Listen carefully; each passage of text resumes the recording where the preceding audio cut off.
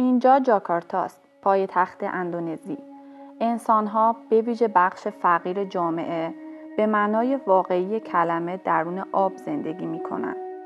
این شهر روزگاری پر از جنگل و مناطق سرسبز و زیبا بود، ولی امروزه همه جای اون پر از آبه.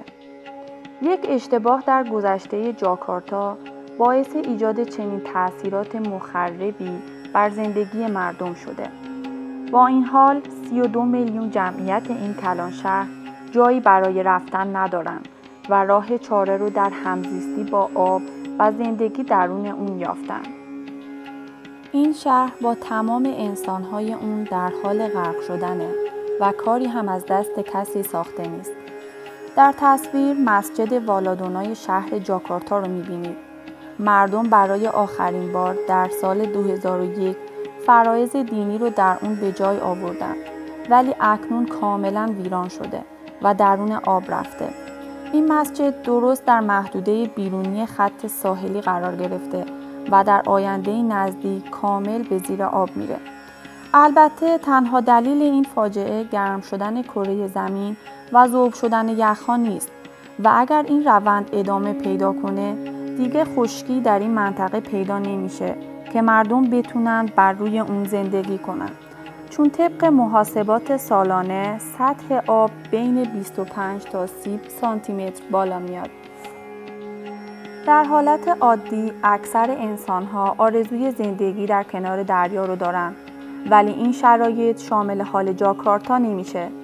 قیمت خانه‌های خط ساحلی این شهر بسیار ارزان‌تر از بخش‌های داخلی اونه و اگر نگاهی از بالا به این خط ساحلی داشته باشید، برخلاف خانه‌ها و ویلاهای لوکس سایر نقاط جهان، در اینجا مردم فقیر و حلبی نشین‌های زندگی می‌کنند که خونه‌های موقتی ساختن که بتونن اون رو به راحتی جابجا کنن. شغل اکثر انسان‌های این بخش از جاکارتا رو ماهیگیری تشکیل میده. انسان‌ها در اینجا به معنای واقعی کلمه درون آب زندگی می‌کنن. اما واقعاً دلیل اصلی غرق شدن و این فاجعه توی جاکارتا چی میتونه باشه؟ البته دلایل زیادی برای این فاجعه عنوان شده، ولی یکی از اصلی ترین دلایل اون اینه که بخش عظیمی از جاکارتا سیستم لوله کشی آب نداره و بیش از 70% مردم از آب چاه استفاده میکنن.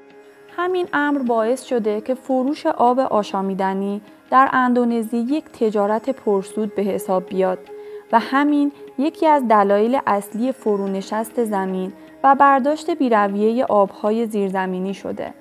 با این حال در سال 2004 حکومت اندونزی به فکر راه چاره و نجات مردمان شهرش افتاد و برای نجات شهر و جلوگیری از غرق شدن اون سراغ یک شرکت هلندی میره برای ساخت دیوارهای بوتنی. ولی با گذشت 20 سال تنها 10 کیلومتر از این دیوار ساخته شده و همین دیوارهای ناقص هم شروع به نشت کرده و بودن و نبودن اون دیگه تفاوت چندانی برای مردمان شهر نداره. البته اندونزی تنها کشوری نیست که با این مشکلات دست و پنجه نرم میکنه، ولی فساد اداری و نبود مدیران لایق میتونه به این وضع دامن بزنه.